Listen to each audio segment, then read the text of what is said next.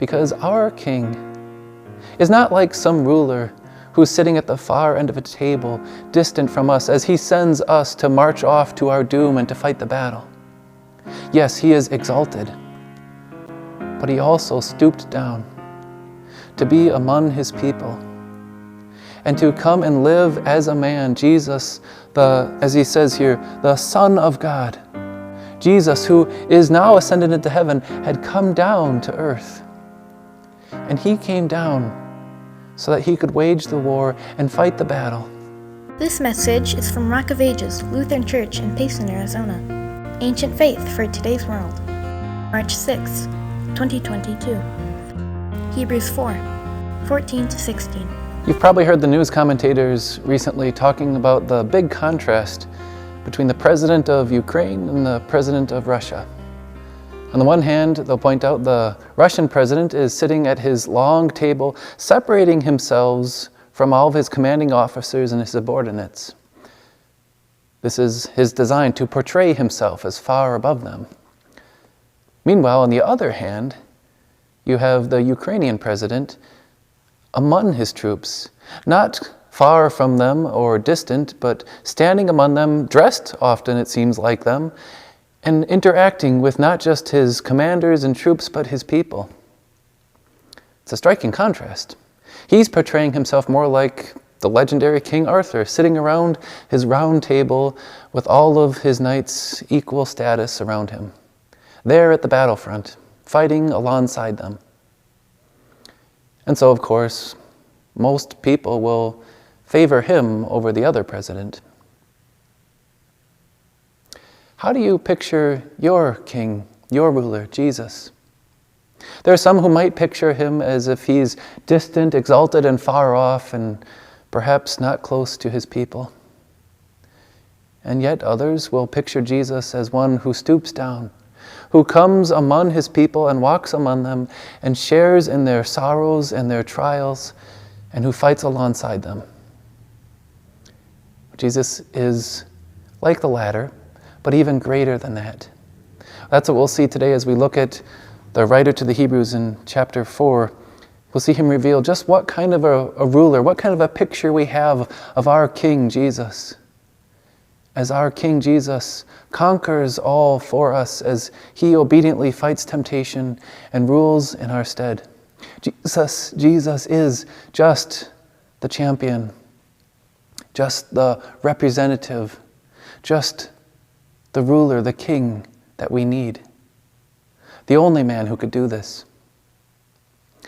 The writer to the Hebrews starts here in chapter 4, this section, by saying, "Since we have a great priest who's gone into heaven, Jesus the Son of God, let us hold firmly to the faith we profess." Hold on to your confession of Jesus. It's like he's saying, don't be embarrassed. Fly your flag. Let the world know who you follow and who is your King. Jesus. Hold on to the faith we profess. Sometimes our perception or evaluation of our ruler can fluctuate. It wasn't that long ago, just 2 months ago, that the Ukrainian president wasn't highly regarded by a lot of people in Ukraine. In fact, I heard an interview when someone was asking a Ukrainian woman what she thought of their president and how good of a job he was doing and if he could be trusted. She responded by just laughing. That was 2 months ago. Her esteem of him was so low that all she could do was laugh at the question in response. But now, commentators are remarking on how popular the president has become as he stands by his people. You see, our estimation of leaders can fluctuate. What about yours, of your King Jesus? How would you portray and how would you describe him to those around you? Do you let others know that you hold firmly to your confession of him and his word? Sometimes that confession might fluctuate as we face trials, or as we begin to wonder if our King is really fighting on our side, and our perception of him, our picture of him begins to falter. And really, how would it look when someone said, "What do you think of your King?" Maybe with your mouth you could say wonderful words on how you adore and follow your King Christ, and how you consider him to be a great ruler. But what about the rest of your life? Do your actions throughout the day, not just on Sunday morning, but throughout the week, support Jesus as your King? And do people clearly see you support him with your offerings as you support mission work and the spread of his kingdom? And do people see you with your mouth and with your mind and your heart following Jesus always as your King? Do you speak of your King to strangers? Do you, so to speak, fly the flag and let it be known you are proud of Jesus? Hold on to your confession. I think we all have to admit it, at times we're not holding on to our sword, holding on to our confession and our faith as much as we ought. But we need to. Because whether you feel it or not, we are in a battlefield. And that spiritual battle that we are facing is waging war against the devil. And we are weak. When we look at how we fight that battle, the devil seeks to destroy God's people and to pull them away from their king and pull them outside of his kingdom. And the devil would have you think, does your ruler, your God, really love you? So that many men, instead of fighting for their king and holding on to him, will turn aside from the word of God. They will turn to selfishness, indulgence, to coveting and to lust, and instead of believing what God promises is good, they will strive after their own goodness, and in doing so, will fight for the enemy, the devil, against their king. And they have betrayed their king in those times where they have strayed and fallen into the devil's pit and his trap. Men, what temptation, what lie of the devil has caused you to fall on the battlefield and to lose the field and to turn aside from your king? And of course, just as the first man and first woman doubted the goodness of God, so also women today doubt the goodness of their king. And they too hear the lie, does your God really say, and does he really love you? So women too are tempted to give in to the lies. And they too lose the battle as they buy into the lies of the devil that perhaps their body and their outward appearance are all that really matters. A lie perpetuated by the devil who manipulates them and who manipulates men so that they fight on the wrong side. And the devil wins the day. Woman, what temptation have you given into recently that has caused you to fall in weakness? We are all weak. And all of us on the battle against our enemy have fallen. The first man and woman, our parents, have fallen, and so do we, every one of us. Politicians fail as they resort to lies and prize for power. Pastors fail as they patronize and turn aside from the truth. Everyone, parents, fail as they fail to love their children and parent. And the battle's lost. You see, we need to have a confession. And we need more than just our king. We need what the writer to the Hebrews says here, a high priest. Someone who steps in between us and our God, the God who we have turned aside from in sin. And we need someone who will intercede because we've betrayed and joined the enemy. We need him to bring us back, to bring redemption and forgiveness, and to offer the payment. We need a priest. What are we to do when we face the battle and we recognize our weaknesses and our failings and the temptation that popped in your mind in which you gave in? The writer to the Hebrews says, hold on. Hold firmly. Let's hold firmly to the faith we profess. The faith that we profess is what the writer to Hebrews is giving the second generation of Christians who received God's word. It was passed on to them from those who knew Jesus, their great high priest. And the faith that we profess has been passed on to us throughout the ages for thousands of years. It was professed by the reformers 500 years ago as they said, let's hold firmly to Jesus, not try to fight this battle on our own, but hold firmly to him. And it's you who now have that faith and profess Jesus as your King. Hold firmly to that confession. And why? Why did the ancient Christians and why do Christians today hold on to Christ in the face of the battle? Because our King is not like some ruler who's sitting at the far end of a table, distant from us, as he sends us to march off to our doom and to fight the battle. Yes, he is exalted, but he also stooped down to be among his people and to come and live as a man. Jesus, as he says here, the Son of God. Jesus, who is now ascended into heaven, had come down to earth. And he came down so that he could wage the war and fight the battle. And our Jesus knows what it is to fight the battle. Far from a distant king who sends off his troops, Jesus can sympathize with us and knows our weaknesses. For we do not have a high priest who is unable to sympathize with our weaknesses, but we have one who has been tempted in every way, just as we are. Jesus came down, our priest and our champion, and he, in the true human flesh, faced all the same temptations that you have come across.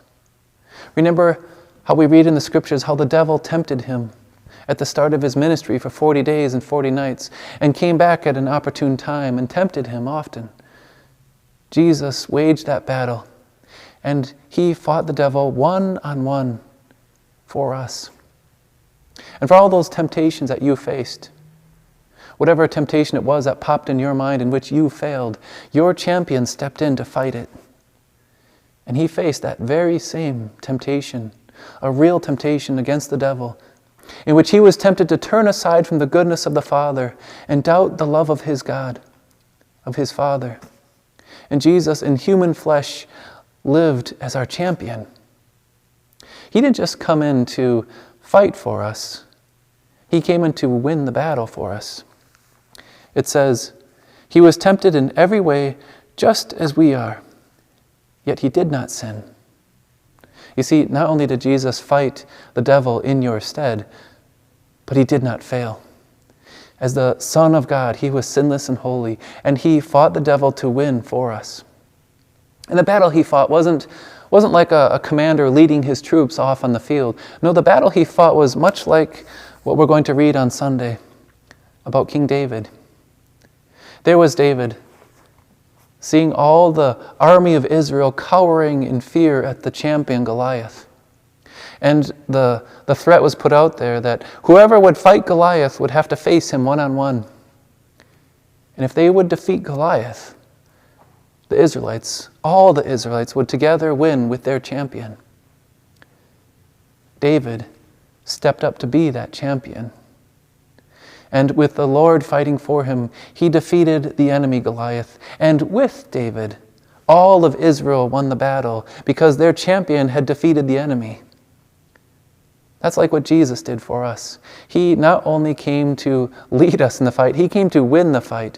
And he faced the devil alone for us and in our stead and won the day, was without sin.